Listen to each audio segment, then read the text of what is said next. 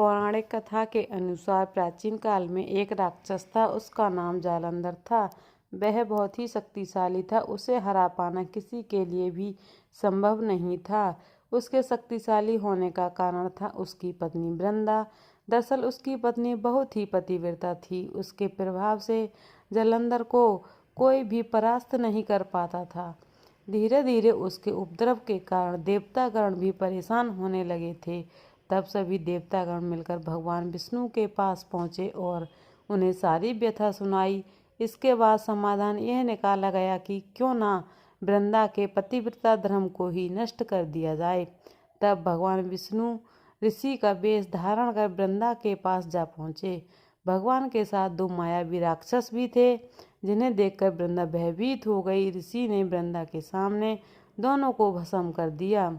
इसके बाद वृंदा ने अपने पति के बारे में पूछा, जो कैलाश पर्वत पर भगवान शिव के साथ युद्ध कर रहा था। ऋषि ने अपनी माया से दो बानर को प्रकट किया। एक बानर के हाथ में जालंधर का सिर था और दूसरे के हाथ में उसका धड़। अपने पति की ऐसी स्थिति को देखकर वृंदा मूर्छित हो गई। जब वह होश में आई तो उसने ऋषि से विनती की कि वह उसके पति को जिंदा कर दें। इसके बाद भगवान विष्णु ने अपनी माया से जालंधर का सिर फिर से धड़ से जोड़ दिया, लेकिन वह साथ ही उसी शरीर में प्रवेश कर गए। वृंदा को भगवान के इस छल का जरा भी पता नहीं चला। जालंधर बने भगवान ने वृंदा के साथ पतिव्रत धर्म का व्यवहार करने लगी। इससे उसका सतीत्व भंग हो गया। ऐसा होते ही वृंदा का पति युद्ध हार गया। इन सब के बारे में जब वृंदा को पता चला तो उसने क्रोध में आकर उसने भगवान विष्णु को हृदयहीन शिला होने का श्राप दे दिया। अपने भक्त को श्राप भगवान विष्णु ने स्वीकार किया और शालिग्राम पत्थर बन गए। सृष्टि के पालनकर्ता के पत्थर बन जाने से ब्रह्मांड में असंतुलन हो गया।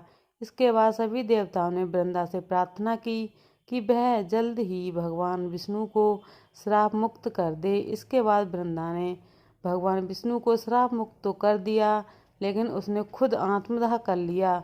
जहाँ वृंदा भस्म हुई वहाँ तुलसी का पौधा उग गया।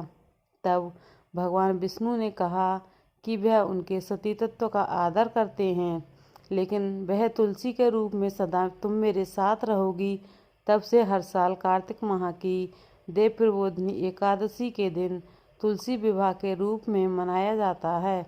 भगवान विष्णु ने कहा कि जो व्यक्ति भी मेरे शालिग्राम रूप के साथ साथ तुलसी विवाह करेगा उसे इस लोक और परलोक में यश प्राप्त होगा। ऐसा कहा जाता है कि जिस घर में भी तुलसी मौजूद होती है वहाँ यमदूत और वह असमय नहीं जा सकते। मृत्यु के समय जिसके प्राण मंजरी सहित तुलसी और गंगाजल मुख में डालकर निकलते हैं, वह पापों से मुक्त हो जाता है और वैकुंठ धाम को प्राप्त होता है।